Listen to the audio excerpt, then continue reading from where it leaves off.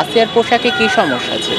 7 বছরের একটা শিশু কতখানি ঢাকবে নিজেকে? 7 বছরের একটা শিশুকে দেখে কেন আপনার যৌন উত্তেজনা আসবে? যারা পোশাককে দায়ী করছে সেটা সুশীল সমাজ না, সেটা উগ্রবাদী সমাজ আর মৌলবাদী সমাজ। তো পোশাক ধর্ষণের জন্য পোশাক কোনো মতেই দায়ী না, কোনো মতে না মানে কোনো মতেই দায়ী না। কারণ হচ্ছে লাইক আসিয়া এই যেইটা নিয়ে হচ্ছে এত বেশি ধর্ষণ বিরোধী প্রোটেস্ট হচ্ছে, আসিয়ার পোশাকে কি সমস্যা ছিল?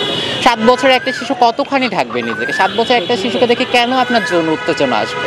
তো এটা তো বিকৃত মানসিকতা ছাড়া তো আর কিছু না। ইভেন হচ্ছে নুসরাত যে ধর্ষণ হলো, নুসরাত তো বোরখা পড়েছিল। মৌলবাদীদের কথা মানলাম, উগ্রবাদীদের কথা মানলাম, নুসরাত তো বোরখা পড়েছিল, মুনিয়াও তো হিজাব পরা ছিল, ইভেন হচ্ছে সে পর্দা করা ছিল। তারা কি জন্য ধর্ষণ হলো? এটা হচ্ছে আমার কোশ্চেন। তো ধর্ষণের জন্য অ্যাকচুয়ালি পোশাক দায়ী না, ইভেন বোরখা পরা মানুষও একজন পারফেক্ট যে নিকাব যেটা বলে মৌলবাদীরা যেটা করতে বলে সেরকম পার্সনও তো ধর্ষিত হয়।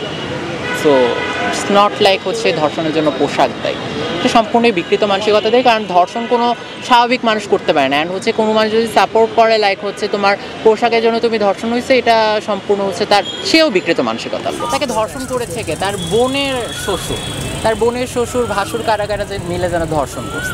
তো লাইক একটা ছোট বাচ্চাকে তো আমরা হচ্ছে তার পোশাকের ওপর জাজ করে ধর্ষণের কারণ তো দিতে পারি না। তারপরে হচ্ছে নুসরাত যে ধর্ষণ হয়েছিল সে তো সম্পূর্ণ বোরখা পরা ছিল।